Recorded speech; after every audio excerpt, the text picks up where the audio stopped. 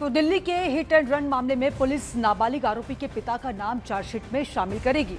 News 18 India ने नाबालिग आरोपी के पिता नरेंद्र सिंह से बातचीत की है। नरेंद्र सिंह ने कहा है कि उनकी इजाजत के बिना ही उनका बेटा गाड़ी लेकर गया था और पीड़ित परिवार के प्रति उनकी पूरी संवेदना है।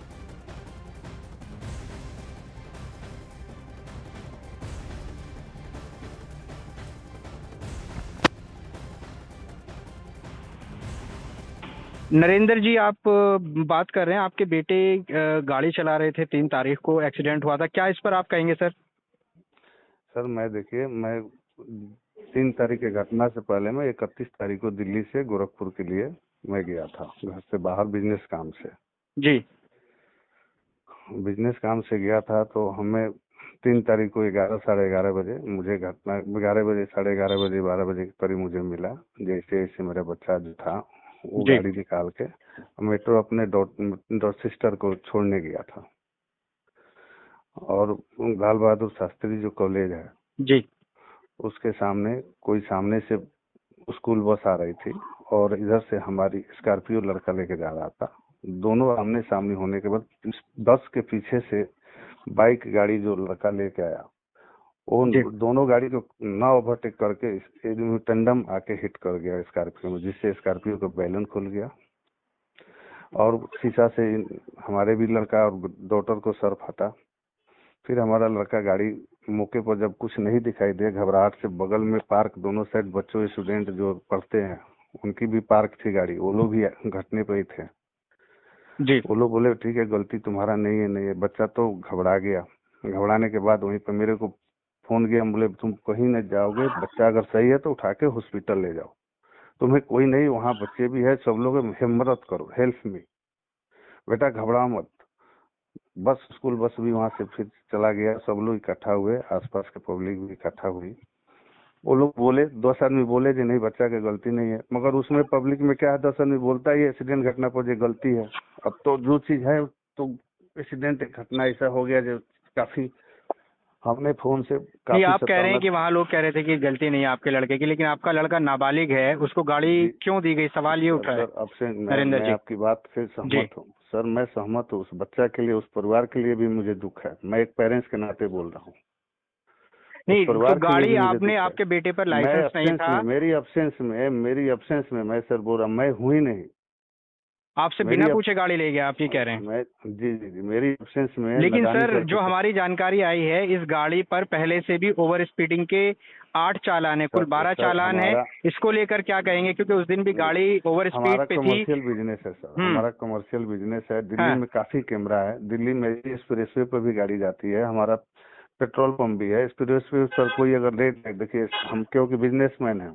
नहीं, अगर बिजनेसमैन है तो ओवर स्पीड की अनुमति तो नहीं मिलती ना नरेंद्र जी? हर के दिन नहीं मिलती सर, मगर कई बार कैमरा ड्राइवर चला रहा नहीं देखा तो गाड़ी मेरे नाम पर रजिस्टर्ड है तो दिखेगा सर। मैं समझ सकता हूँ आपकी बात। नहीं, आपके हमने चेक किया, 12 चालान है, उसमें 8 ओवर स्पीडिंग के हैं, तो ये पहली बार तो नहीं है। लड़के की माता भी, जो मृत लड़का है उसकी माता भी कह रहे हैं कि हैबिचुअल ऑफेंडर है, बहुत सारे चालान है, और हमारी जानकारी में भी आया कि 8 चालान ओवर स्पीडिंग के। इसको लेकर क्या कहेंगे आप? सर देखिए, हम गाड़ी हमारे पास बिजनेस के अकॉर्डिंग, जो हमारे जो ड्राइवर है वो भी गाड़ी चलाते हैं जी। बिजनेस के अकॉर्डिंग देखिए, गाड़ी मान लीजिए अगर हमारा कमर्शियल बिजनेस है तो कभी कहीं जाना हुआ, कभी कहीं जाना हुआ, तो इसके अकॉर्डिंग स्टाफ हमारे ड्राइवर भी गाड़ी चलाते हैं जी। क्योंकि बिजनेस का रिलेशन का चलते हमें गाड़ी नहीं देंगे तो जा नहीं पाएंगे हर स्टेशन।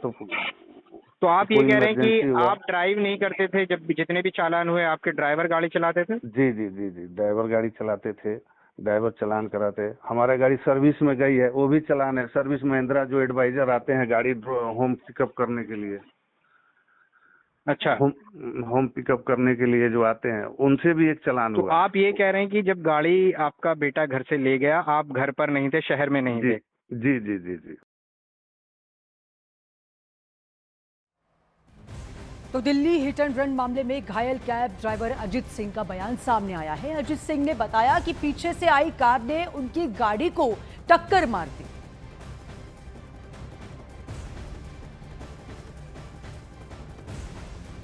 ये मैं उधर साइड में खड़ा था, ये लाल बहादुर कॉलेज है उसके साइड में, तो उधर पीछे से वो स्कॉर्पियो आई और उसने मेरी गाड़ी में ठोक दी और मेरी गाड़ी आगे जाके लगी बस में।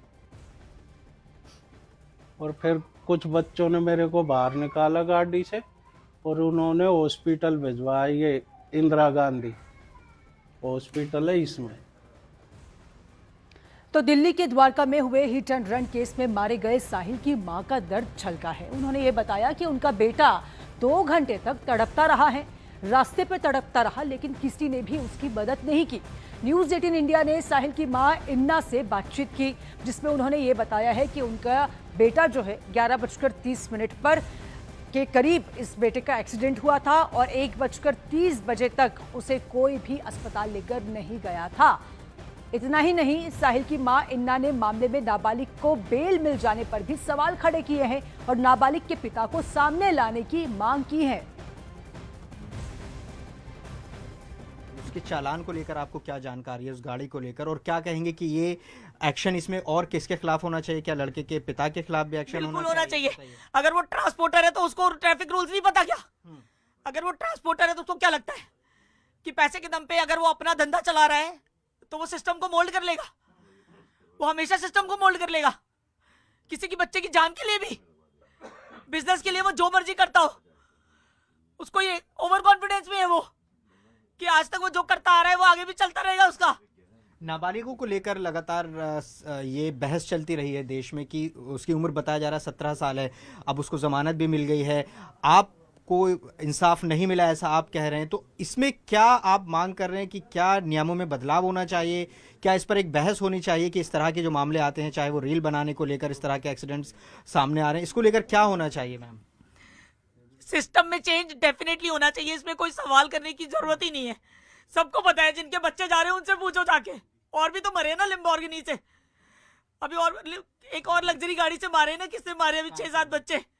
हाँ, तो क्यों ये सवाल पूछने की जरूरत ही नहीं है। सिस्टम को खुद पता है कि उनका सिस्टम कैसा है, लॉ एंड ऑर्डर यहाँ पे कैसा है, ये सबको पता है। लोगों को डर नहीं है।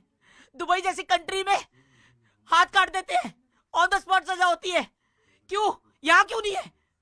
ये डर क्यों नहीं दिया गया लोगों को? मैंने आपको इंडिकेट कर दिया, मैं बार बार इस चीज को रिपीट नहीं कर सकती हूँ। मैं इस बारे में ज्यादा नहीं बोलना चाहती। बजाय मेरे ऊपर ध्यान देने के उसको सजा दिलाई जाए, उसको सजा मिलनी चाहिए। सोसाइटी में उनको रहने नहीं देना चाहिए। ऐसे क्रिमिनल्स को हटाओ यहाँ से। द्वारका वालों के बच्चे खतरे में है, ऐसा राक्षस यहाँ रह रहा है, अभी भी हटाओ उसको। सोसाइटी में कैसे रह रहे हैं, कैसे लोग रहने दे रहे हैं उसको? और इसी बीच एक बड़ी खबर आ रही है। खबर सलमान खान से जुड़ी हुई है। सलमान खान के पिता सलीम खान मुंबई के लीलावती अस्पताल में भर्ती हुए हैं। बेटी अलविरा खान भी लीलावती हॉस्पिटल में मौजूद है।